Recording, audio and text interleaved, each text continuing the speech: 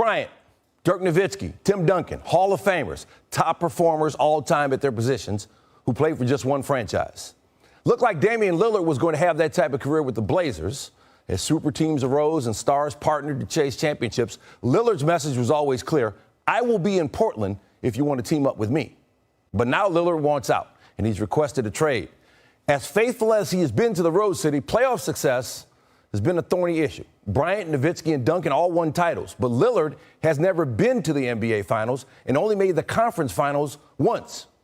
Individually, he's done it all. In fact, Lillard has a strong case for best player in Blazers history, as he has the most points, three-pointers, and free throws in franchise history, as well as the second most assists. Lillard's nearly 2,400 made three-pointers, sixth most in NBA history, and he will likely move into the top 4 next season. For more, let's welcome in Adrian Wojnarowski once again.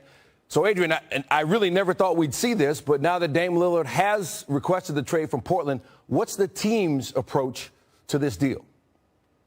Hey, Stan, you got a little bit of a sense of it in the statement that Blazers GM Joe Cronin issued tonight, which was essentially that the team is going to do what's best for the organization. And Damian Lillard has told the Blazers that he would like a trade to the Miami Heat.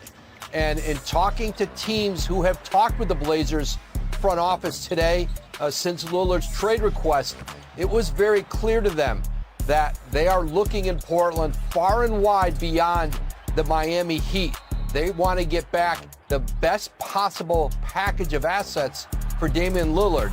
Unlike Bradley Beal, who had a no-trade clause, Damian Lillard doesn't have that. He does not have a no-trade clause. Again, he's under contract for several years, and so he doesn't have the threat of, well, if you trade me to a team, I'm going to be a free agent in a year, and I'll just walk on them.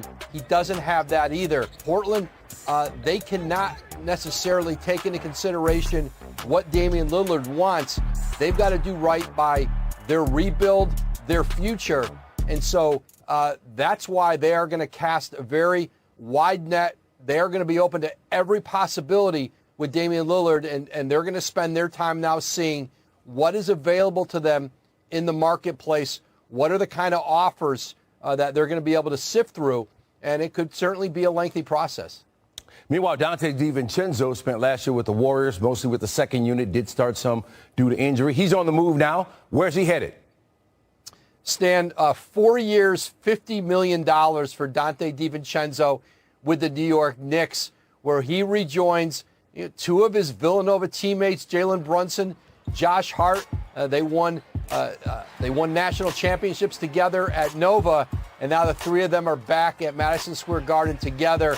You know, for DiVincenzo, who started 66 games for the Milwaukee Bucks in their championship season, this was certainly a contract, an opportunity, that paid off. You've seen him steadily grow, had a really terrific season with the Golden State Warriors, upped his value, and now he lands with the Knicks. 4 years, $50 million, and that was a player that a lot of teams targeted with their mid-level exception. But getting back to New York, his familiarity, with two of their key players, it's a Wildcat reunion at Madison Square Garden. Yeah, and his gritty defense will play well there at the Garden with those fans. Woj, we always appreciate it. Appreciate you, Stan. All right, those guys that play across the street from where Stan is sitting were pretty busy. The Lakers giving Austin Reeves 4-year extension worth $56 million. He broke out in his second NBA season, started every game for them in the postseason, while his fellow backcourt teammate D'Angelo Russell returns on a 2-year deal. Russell was originally drafted by the Lakers, as you may recall, way back in 2015, and reacquired by them in a big February trade. Speaking of February, that's when LaMelo Ball's season ended with an ankle injury, but the Hornets had seen enough by then to realize how impactful this guy was. Got the 5-year rookie max from Charlotte on Saturday. He won't turn 22 years old until next month, and he's going to pair, no doubt, with a couple of nice young studs Charlotte just got in the draft. The Bucks are bringing back both of their key free agents after agreeing to terms on a 2-year, $48 million deal with Brook Lopez, a day after retaining Chris Middleton. And Mo Wagner will be sticking with his brother in Orlando for 2 more years. And Russell Westbrook, who was involved in that D'Angelo Russell trade I mentioned, will be back with the Clippers for 2 years at just under $8 million. Has been a busy 24 hours for the Pacers. More on all their cumulative efforts here in a minute. The latest move, trading for Obi Toppin. He had trouble getting consistent playing time with the Knicks. We'll get a pair of second-round picks back in return.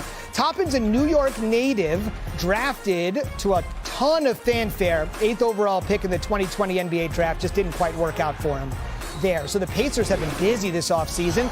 They also agreed to a 5-year rookie max with Tyrese Halliburton that could be worth as much as $260 million, contingent upon him making an All-NBA team.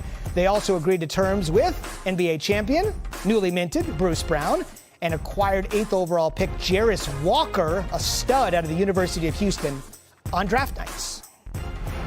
Zubin, the Rockets have been busy, too. They added a couple more free agent pickups Saturday. They agreed to a 4-year deal worth $80 million with swingman Dylan Brooks. He played his first 6 seasons in Memphis and emerged as a premier perimeter defender. Second-team all-defense this past season, but his penchant for antagonism and poor shot selection led the Grizzlies to let him walk.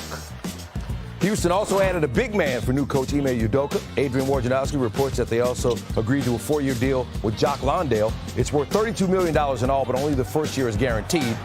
Landale's entering his 3rd season, averaged 7 points and 4 boards off the Suns' bench last season after playing the previous season in San Antonio.